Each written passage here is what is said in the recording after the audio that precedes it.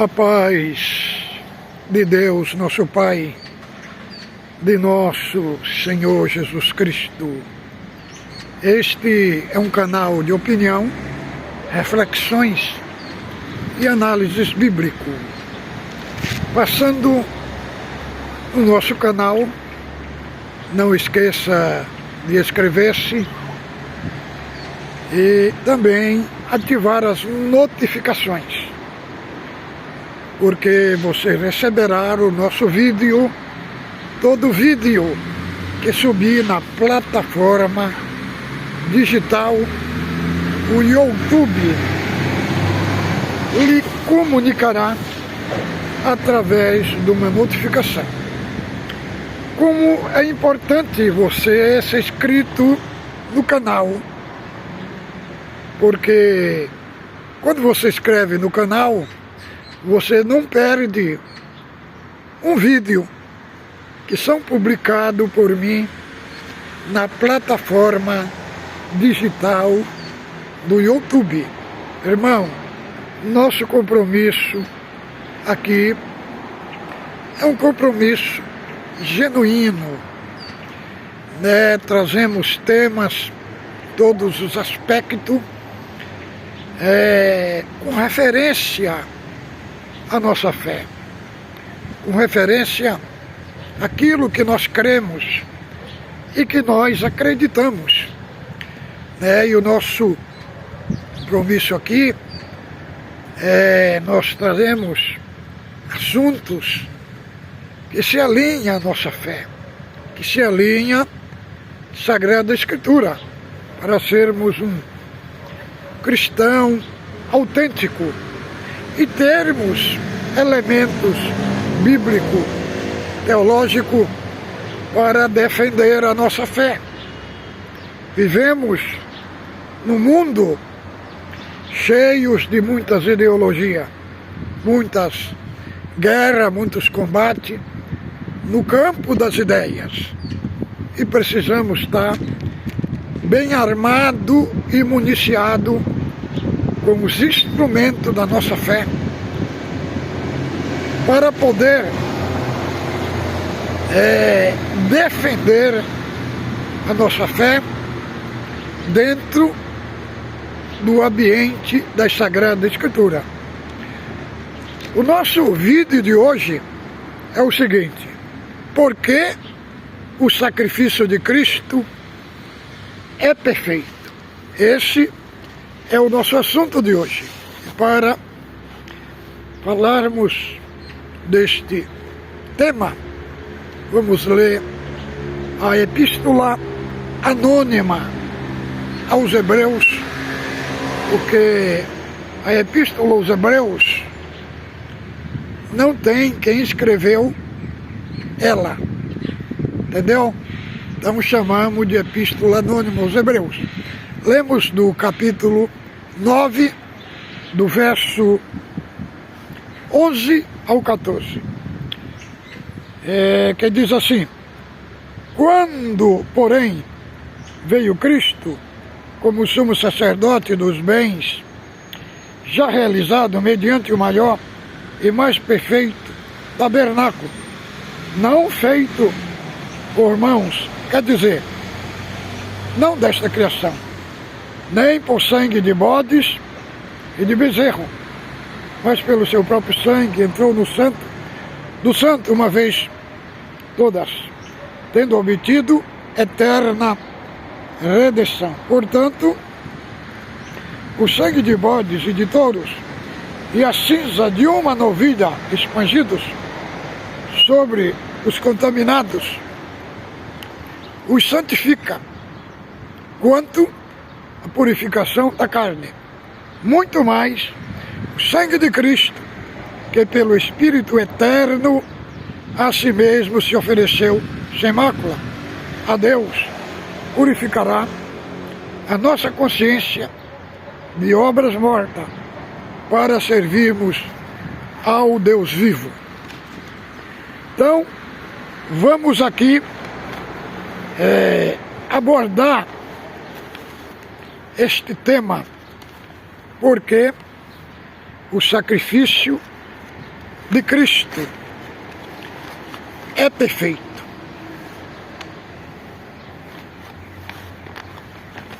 Irmão, a carta aos Hebreus foi escrito para hebreus que tinham se convertido a Cristo, que tinham saído do judaísmo, que era a religião judaica. E o que aconteceu? Eles se converteram, aderiram a Cristo, né? Mas, e aí houve um grande confronto entre os cristãos judeus, os que eram do judaísmo, e só um momento. E começaram a dizer que o judaísmo era maior, que o judaísmo era maior e menor, tinha o templo, tinha os tabernáculos, tinha as 7 festas judaicas, e o cristianismo tinha apenas a Santa Ceia e o batismo, e só cria pela fé. Um Cristo que não se via com o olho da carne. E aí começou uma alavanche muito grande de cristãos judeus retornarem ao judaísmo. Então, houve a necessidade do escritor escrever essa carta, no meio de toda aquela saída de cristão, mostrando que Cristo era maior do que os anjos, era maior do que Moisés, que Cristo era maior do que Josué, que Cristo era maior do que as alianças, do que os sacerdotes, do que os sacrifícios. E aí a carta aos Hebreus mostra a grandeza de Cristo, supremacia de Cristo. Então, entende-se, muitos eruditos entendem, que a carta aos Hebreus é o 5º evangelho de Cristo, depois da ascensão dele aos céus. Então, se entende-se que a carta aos Hebreus é o 5º evangelho de Cristo, depois que ele subiu ao céu. E é a carta do Novo Testamento, depois do Evangelho, que fala mais de Cristo. Do capítulo 1 até o capítulo 13, o assunto central da carta é Cristo. E a carta aos Hebreus trata da transição do Velho Testamento para o Novo Testamento, da transição da primeira aliança para a segunda aliança. Então vamos examinar aqui o capítulo 9 do 11 ao 14. Esse pequeno texto pertence ao texto maior, que vai até o versículo 28, capítulo do 11 ao 28. Esse texto maior pode ser dividido em 3 partes, a partir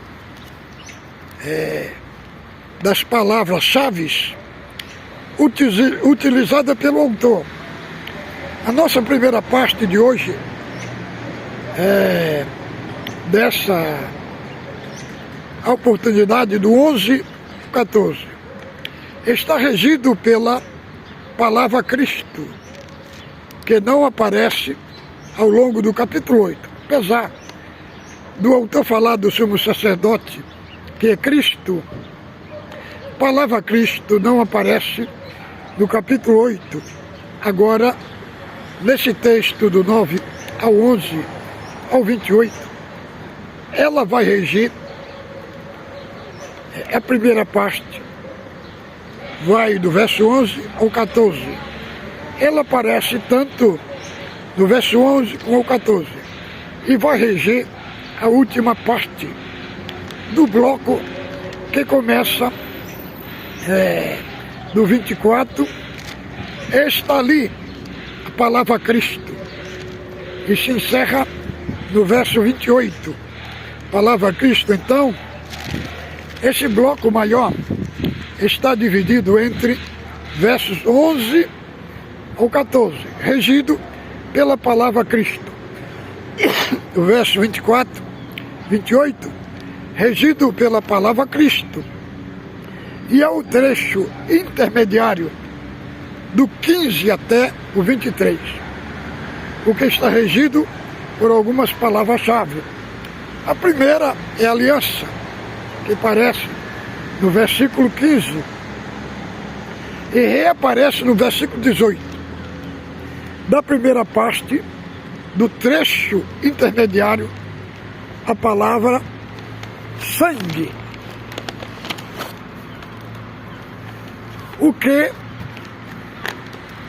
que aparece no versículo 18 e reaparece no 22, ou seja, encerrado esta parte até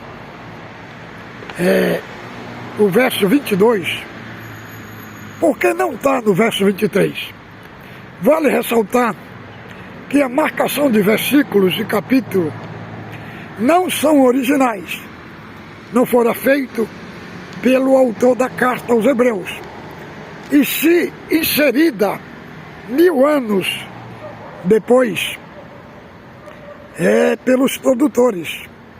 O verso 22 tem a ideia no 23, encerrando assim essa parte intermediária. Vamos analisar os versos 11 a 14, regido pela palavra Cristo. E a informação desse pequeno trecho, que ele aparece, alguma ideia de similaridade e paralelismo. Assim, esse paralelismo é entre o verso 13 e 14. Encontramos uma apresentação do verso 11 ao 12. Nessa apresentação, o protagonista é Cristo. E o título é o sumo sacerdote. E temos o processo a ser apresentado por um modelo positivo e negativo. O negativo, depois temos a realização do processo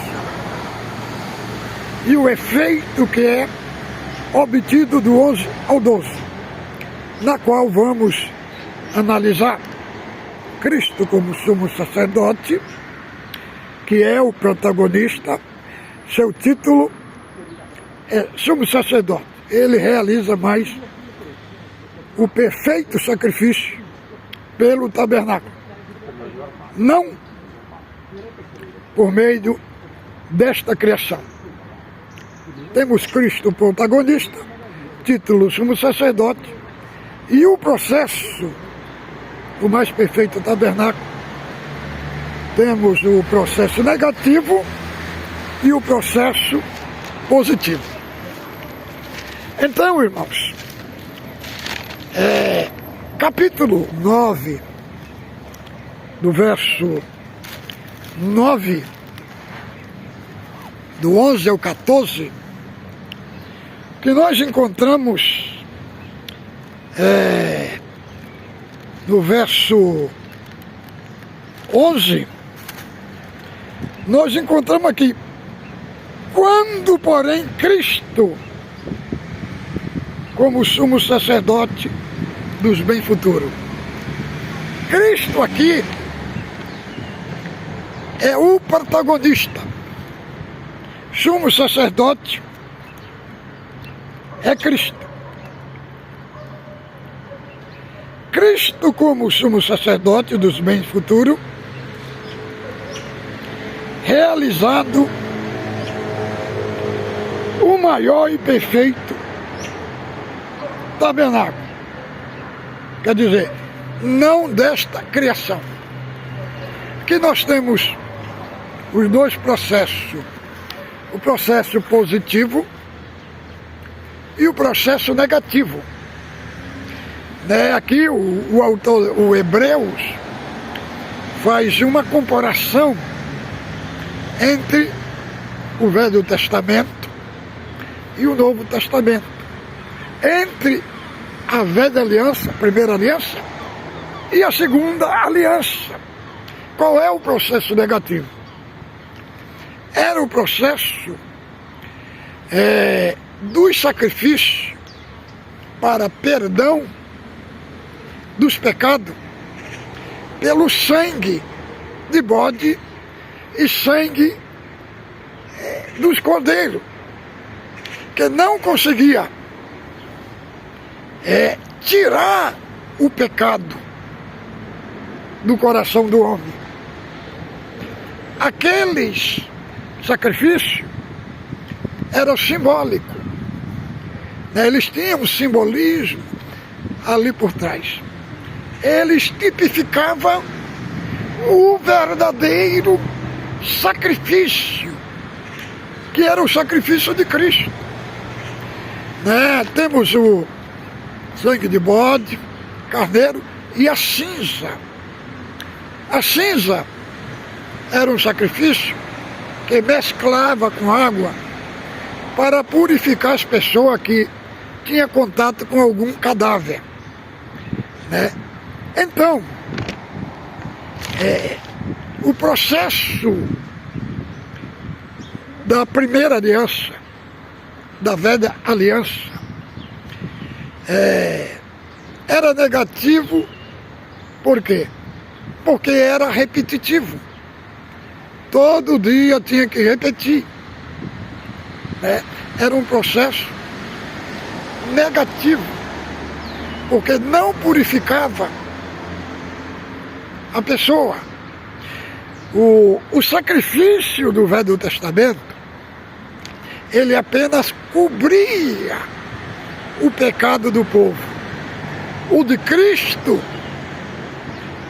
é positivo, porque ele tira o pecado do povo. É como está lá em João 1:29. Eis o Cordeiro de Deus que tira o pecado do mundo. Agora, vamos ver aqui. O sumo sacerdote dos bens realizados mediante o mais perfeito tabernáculo, que foi feito não por mãos desta criação, mas um tabernáculo eterno. Quem era esse tabernáculo? Era o corpo de Cristo. Então, na antiga aliança, tinha uma limitação do homem para com Deus. O homem era limitado. Ali tinha-se um tabernáculo terrestre, foi feito o tabernáculo, e os santos dos santos. No primeiro tabernáculo se oferecia o sacrifício. Os sacerdotes entravam nele, sacrificavam cordeiro, levavam o sangue ali no altar. Agora, o santo dos santos, só quem entrava nele era o sumo sacerdote, uma vez por ano. E eles entravam ali, ele entrava no santo dos santos e colocava o sangue no propiciatório para expiação do pecado do povo uma vez por ano. Então, aqueles tabernáculos, ele apontava tanto para Cristo como para a igreja, que ia fazer parte do corpo de Cristo. Então, a morte de Cristo na cruz, ela tirou a limitação, ela abriu o caminho do santuário, porque tinha um véu que era entre o tabernáculo e entre o Santo dos Santos. Só quem podia entrar lá era o sacerdote. E aquele véu, ele foi rasgado na cruz. Os maiores eruditos em hebraico diz que aquele véu tinha mais ou menos um peso de uns 2.000 quilos, 3.000 quilos, mais de 30 centímetros de espessura, que 2 juntas de boi não dava conta de rasgá-lo. Então, na cruz, aquele véu foi rasgado, ele partiu de alto a baixo. Ele partiu do Criador para a criatura. Ele partiu do Salvador para o pecador. Ele partiu do Redentor para o perdido. Aquele véu foi rasgado de alto a baixo. Então, a limitação foi tirada. Por que rasgou, irmão? Porque antes de ele ser rasgado, só era o sumo sacerdote que entrava no Santo dos Santos, que representava, era um modelo, era uma tipologia do céu, de onde habita Deus. Então era só o sumo sacerdote que entrava. Quando ele foi rasgado, o caminho foi aberto e a limitação foi tirada. E aí foi aberto o caminho para toda a humanidade, aqueles que creem em Cristo. Então, diz que Cristo se ofereceu a Deus pelo Espírito Eterno. Aí nós vemos a obra da Trindade, porque esta expressão do Espírito Eterno, a eternidade é um atributo, tanto exclusivo de Deus, como de Cristo e como do Espírito Santo. Aqui fala Espírito Eterno, mas num texto maior de toda a Escritura, aí também, nesta obra de salvação, está embutida o Pai, o Filho e o Espírito Santo. Porque o sacrifício de Cristo, ele se ofereceu pelo Espírito Eterno. Porque nós temos a salvação unicamente por causa da Trindade, que aí está embutido nesse processo, tanto o Pai, como o Filho, como o Espírito Santo. Aqui nesse texto está falando só do Espírito Eterno, está falando só da eternidade, desse atributo do Espírito Santo. Está falando aí, mas em outros textos da Escritura do Velho Testamento, apresenta Deus que planejou a salvação. Efésios, do capítulo 1, do 3 ao 6, Efésios, do capítulo 1, do verso 7 ao 12, está mostrando que Cristo morreu por nós. Deu sua vida para nos salvar. Do 13 ao 14, mostra o Espírito Santo aplicando essa obra de redenção. Porque o sacrifício de Cristo não foi repetitivo, irmão. Primeiramente, porque foi o único sacrifício que não foi repetido. Foi o de Cristo, porque o seu sacrifício é o único e eterno. Por isso, mas por quê? Porque Cristo, ele nasceu por obra do Espírito Santo no ventre de Maria. Foi gerado do ventre de Maria por obra do Espírito Santo. Não foi pelo contato sexual de José com Maria. Agora, por que ele nasceu dessa forma? Para não herdar o DNA de Adão, do pecado. Por isso, essa é a primeira parte, porque o seu sacrifício é eterno. Porque ele foi imaculado e inocente. Na sua boca não se ouviu engano. E ele foi imaculado de Deus, sem mancha, sem pecado, e nasceu por obra do Espírito Santo. Então, no capítulo 3 de Gênesis, do verso 15, lá fala que a mulher pisaria na cabeça da serpente. Que um descendente da mulher pisaria na cabeça da serpente.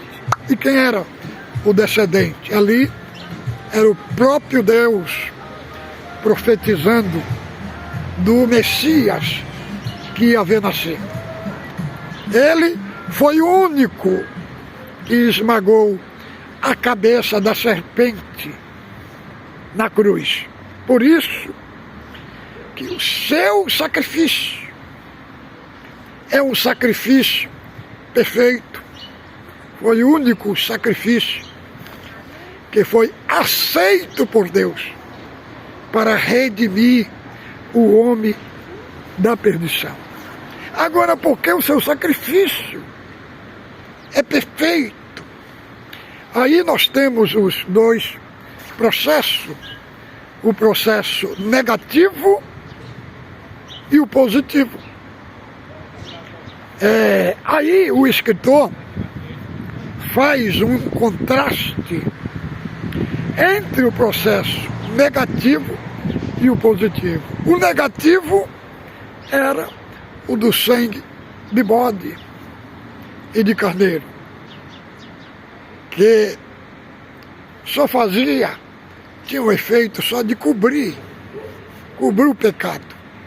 Era como que aquele sangue fosse um cheque predatado, entendeu? Que só ia ter uma validade plena e suprema em Cristo. A salvação, irmão, toda a vida, sempre ela foi pela fé. Desde Gênesis, Apocalipse, nós temos a manifestação da graça de Deus. Eram salvos pela fé. Ninguém era salvo pela lei. Salvação sempre foi pela fé. O sacrifício levítico, que está expresso em Êxodo, Número, Levítico e Deuteronômio, aquele sacrifício ali, eles apontavam para o sacrifício maior, sacrifício mais gigantesco, que era o sacrifício de Cristo. Então, o único sacrifício que conseguiu penetrar dentro da essência do homem e purificá-lo e perdoá-lo foi o sacrifício de Cristo. Através do sacrifício de Cristo, o homem pecador que creu no Evangelho, que creu na fé, o sacrifício de Cristo o resgatou. Aí foi feito,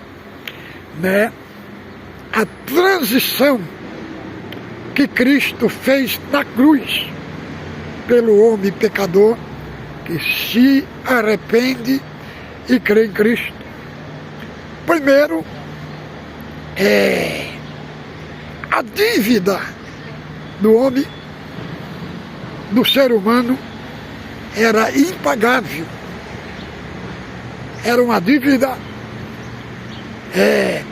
que não tinha como pagar, Então, Cristo pegou a nossa dívida impagável e creditou na sua conta na cruz. Aí nós temos a primeira imputação. Foi creditado na cruz, na conta de Cristo, porque nós não tínhamos condição de pagar. A segunda imputação, que a nossa dívida foi paga, mas nós não era justo ainda. A segunda imputação foi: Deus pegou a justiça de Cristo e nos vestiu da justiça de Cristo. Aí, quando Deus olha para o homem que foi justificado por Cristo, irmão, ele não vê mais um condenado, ele vê um justo, não pela justiça humana, mas pela justiça de Cristo. Então é igual assim. Antes nós éramos um réu diante de um juiz. Agora nós somos um filho diante de um pai. Aí acontece a declaração judicial de Deus. O que é a declaração judicial de Deus? É que os nossos pecados na cruz, eles foram cancelados. Nós fomos inocentados na cruz. E aí a segunda transação é que os nossos pecados caíram sobre Cristo. Como está lá em 2 Coríntios 5:21. Que ele se fez pecado por nós, para que nós fôssemos feitos justificados. E a terceira transição que aconteceu nesse sacrifício é que o mérito de Cristo foi creditado na nossa conta. Então agora nós temos um crédito eterno. O crédito que nós temos é um crédito eterno. Por que o crédito eterno? Porque os méritos de Cristo foi creditado na nossa conta. Então, o nosso saldo, o nosso é um crédito eterno, por causa, irmão, dos méritos de Cristo. Então, na cruz, nós fomos perdoados. Nós fomos perdoados no passado, no presente e no futuro. Então, irmão, Cristo, o seu sacrifício, é um sacrifício perfeito, porque foi o único sacrifício que tirou o homem da condenação eterna. Sacrifício único e perfeito. O da lei era repetitivo. O de Cristo foi o único. Por quê? Porque é perfeito, eterno. E para ser eterno, Cristo. Por isso que Cristo é Deus. Cristo é Deus. Por isso que a salvação, ela só existe para o homem por causa da existência da Trindade. Deus é Deus, Cristo é Deus e o Espírito Santo é Deus. Por isso que ele se ofereceu a Deus pelo Espírito eterno. Esse Espírito eterno está embutido aí o atributo da eternidade. Porque só quem tem a eternidade por essência é Deus, é Pai e é o Espírito Santo. Os anjos são imortais, têm os seus corpos eternos ali, mas são uma eternidade comunicada. O único que tem a eternidade por essência é Pai, Filho e Espírito Santo. Então, eu estou dando essa explicação aqui que Cristo se ofereceu pelo Espírito Eterno, mas ali está intrinsecamente ligado tanto a eternidade do Pai, como do Filho e como do Espírito Santo. Por quê? Porque o sacrifício de Cristo, seu sangue que ele derramou, ele vai além da sua morte aqui na terra. Ela tem uma ressonância, redunda na eternidade. É uma obra extremamente gigantesca, que transcende todas as coisas. Então, é por isso que o sacrifício de Cristo é eterno. Para você entender, meu irmão, que a salvação que foi operada em você, essa obra salvífica que Deus fez na sua vida, para você entender o gigantesco sacrifício de Cristo, a gigantesca morte de Cristo, a esfera eterna que foi impactada. Tanto que Cristo, a sua morte eterna é por toda a eternidade. Então, ele está no céu, sentado à direita de Deus, com o seu corpo glorificado. Com aquele mesmo corpo que ele estava na terra, que ele morreu e ressuscitou, ele está com ele no céu. E alguém diz, não, mas quando Cristo morreu, foi para subir nas nuvens, Deus transformou no outro corpo. Não, irmão. Um corpo glorificado, corpo de carne glorificada.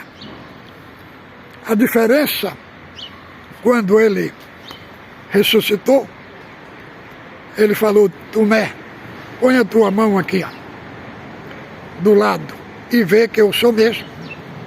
Eu não sou espírito. Veja que eu tenho osso aqui, toca em mim. Toca em mim.